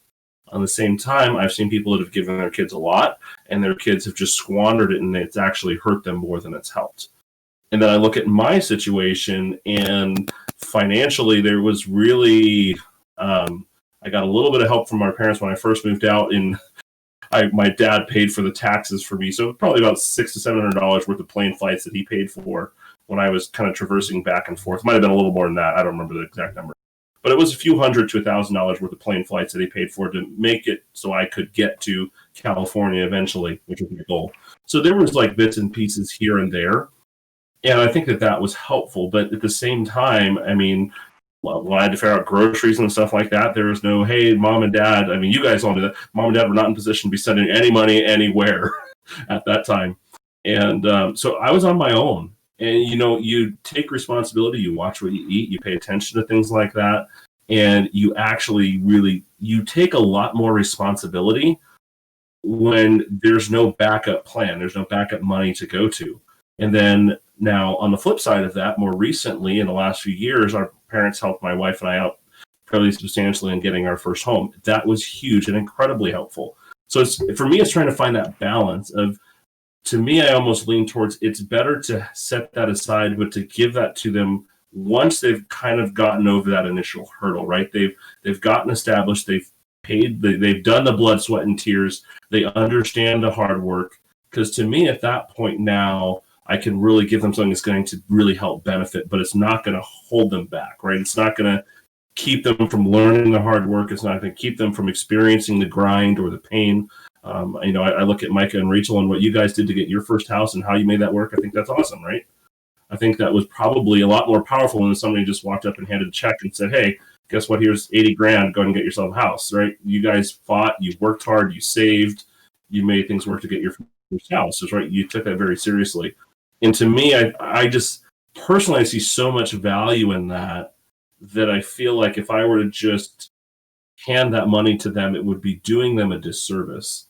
But at the same time, I've seen in my own life where if that money given at the appropriate time can be a huge value. So maybe that is they've ground their way through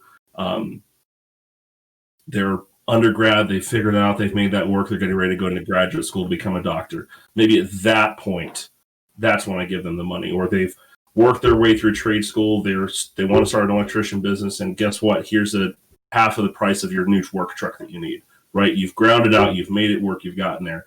They're starting a business, they've got it off the ground, it's running, they need capital they need $20,000 to really bump it up to the next level. Guess what? Here's $20,000 now. It's like, I want to be able to give you that experience of, okay, how do I make this work? How do I figure this out?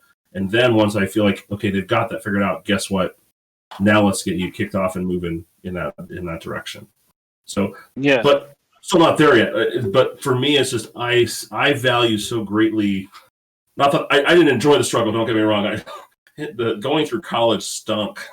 You can ask my wife about that anytime. It was not fun times being married and having kids and being in school and making no money. My first job out of school was $24,000 a year. Try to raise a family of 5 on that. In Southern California, it doesn't work well. It was brutal, but it really did help set us up for a lot of success, I believe. And looking back, I wouldn't want that struggle taken away, because I honestly think it would have harmed me where that struggle actually was good. There are times where there is good struggle. So, yeah, I think that's a good point. And I think the trust can shift over time. So, and maybe the part that I didn't add on, and of course, we could talk forever about this, is that if I wouldn't give them money for college, I wouldn't give it to them for other stuff either. I wouldn't give it to them for trade school. So that is assuming that I have the level of trust for college. And if I didn't, if I got into a position where I wouldn't give it to him for college, I wouldn't give it to him for other stuff either. That means the level of trust is not there. And that comes back into the dichotomy that we talked about earlier. Does an 18-year-old really know a life goal? So what John said comes into play there. And we don't need to rehash this, but I think it ties into the earlier conversation about how well is an 18-year-old going to extrapolate the next 22 years of their life? Who knows? So that trust can shift over time. And of course, we all acknowledge that situations change. It's not a complete black and white answer, obvious. And maybe an interesting background for people who don't know, we were raised in a family where neither parent had a college degree. They both had some college experience. And some of our grandparents didn't have college degrees either. And our parents never really pushed us to go to college at all, really. So they said openly that they weren't going to pay for our college. And if they had the money, or certainly our father said, even if we had the money, we still wouldn't just kind of lay it out there for reasons that John had already talked about. And to be fair, our parents absolutely have helped us at various times and in various ways. Without question, they've been as generous as they probably could have been, honestly, in some cases. But they definitely took to heart what John said and were very careful and didn't want to, if they had all the money in the world, we wouldn't have lived like they did. And at certain points, they had quite a bit. Yeah, she did. Okay, there we go. So I think that we've kind of gone through this a few times, and I think we all are on similar pages. I think it comes down to individuals' experiences as to where we'll go, which I think was an interesting point that Josiah made about both of our parents not having college degrees and how that may have affected us being raised by them, as college was not a part of our society, as in our family growing up. And so it wasn't put as something big. And I think that that did have effect on all of us in our thought process towards college. It was that we looked at it with a more we looked at it with a subjective view from the lens that college is not necessary. And I want to make sure I say subjective because truly our view is based on, I think, our upbringing and then along with that our experiences. But instead of coming at it from the normal society perspective, which is my parents are going to tell me I got to go to college, I got to get a degree, it was, no, you don't have to do that. You can. Yeah. There's value in it, but you don't have to. And so our views changed going into that process, which I think helped guide a lot of us in the different directions we did. And I think that that's the biggest... Sorry, go ahead, Josiah. Oh, I was just going to make a joke and say, so you're saying we need to have somebody who really believes that everybody should go to college on the podcast to go back and forth with. But so, just... No, and it's fun. It could be a funny joke, but actually thinking about it, I do think that you, not that we're an echo chamber. I think that we all are very open to other ideas, but subconsciously we are somewhat an echo chamber because sure our parents had that kind of view. That being said, we've had John's gone to college, Chris has gone to college, both have gotten degrees, Josiah has gotten a degree. So that being said, the majority of this conversation has actually been, well, sorry, Chris, you didn't get your degree, you went to college. No, Christine did. Christine did. So 50% of this conversation has gone to college and gotten a degree. So there's obviously some perspective there, but I think of it as kids growing up and how that affected our view going into college as opposed to now after being done with it, is because hindsight's 20/20, right? Yeah. So, and I think that goes back to kind of where we started with society thinking it's important to go to college, is it warps people's view going in, and instead of going in with a more objective view of what am I going to get out of this, what is it going to cost me, some of those things we talked about, asking those questions. Josiah made the very honest and I think correct point about college is worth what you're willing to pay, what the market says it's worth. And I think through this conversation, it's pretty obvious that we have a view, like we had a different view from a lot of society when it comes to how we viewed college. And that changed as in the value of it. Yeah, as in the value of it. Like, yeah. We didn't go blindly into college because guess what? Like John said, I'm putting my own money forward. I'm not. I can't go into this blindly. I didn't go at all because of that. I was like, I'm not putting my money into this unless I see value, and I didn't see the value, and so I didn't do that. And I think that if in America, if if society decided to stop saying you must get a 4-year degree to get a job, and just said you need to look at, and I think maybe you guys talked about this when you were talking about the 4-year plan. I was changing the baby diaper at that time, but I look at 18 to 22 if you want to pick a 4-year time frame. That's how you learn to be an adult. That's when you're given the responsibilities of an adult and the abilities of an adult. Technically not till 21 do you get all of them in America, but 18 is when you get the majority. And so now this is your time to figure out how to be a successful adult in the world, because you don't have forever.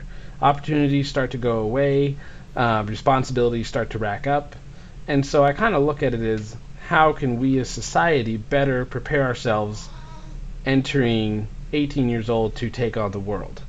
And I think it's up to the parents to inform their children what it means to go to college, what it means to go into the workforce.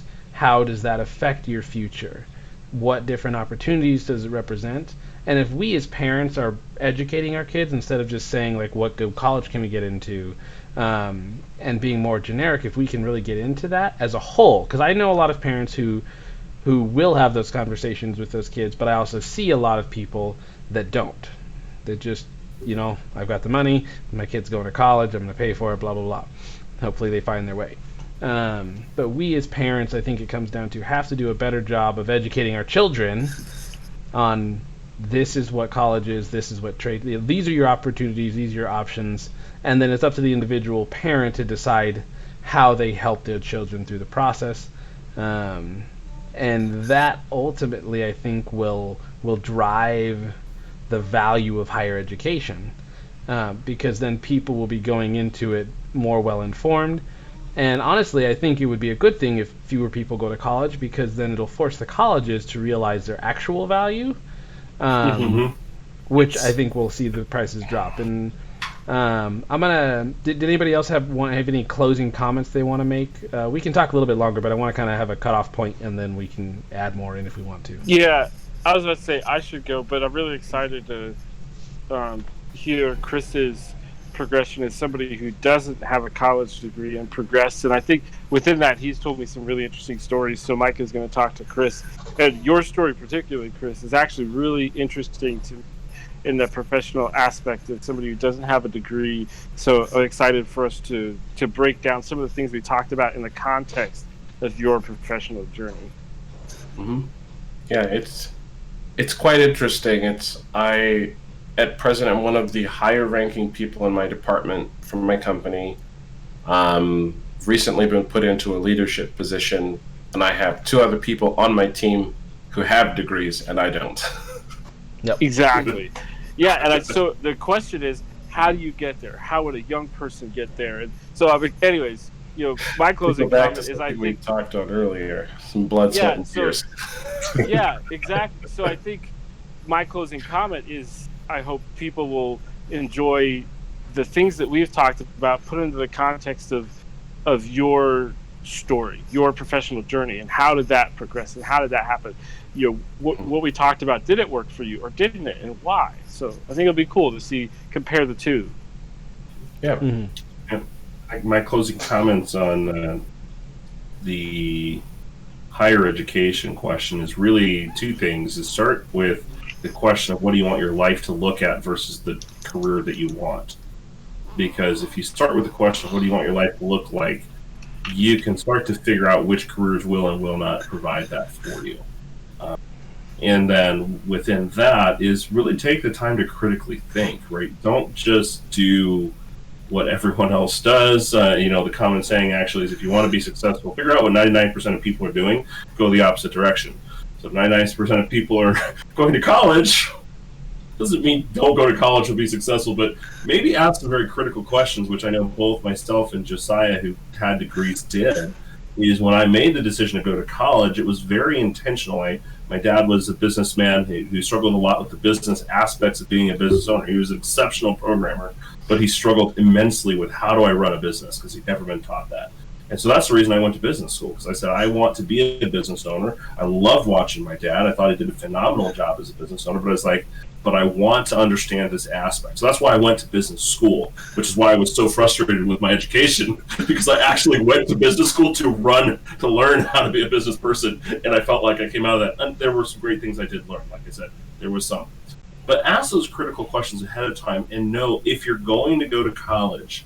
There are a lot of things that I'm not happy about with my degree and things that frustrate me. But overall, I'm glad I did go.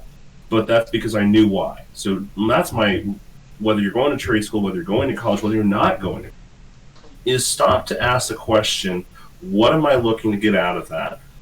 If you're looking to get out of it, the party life and everything like that, I'm going to share with you guys a $150,000 tip. Go find a really cheap apartment in a college town. Fort Collins is a great one.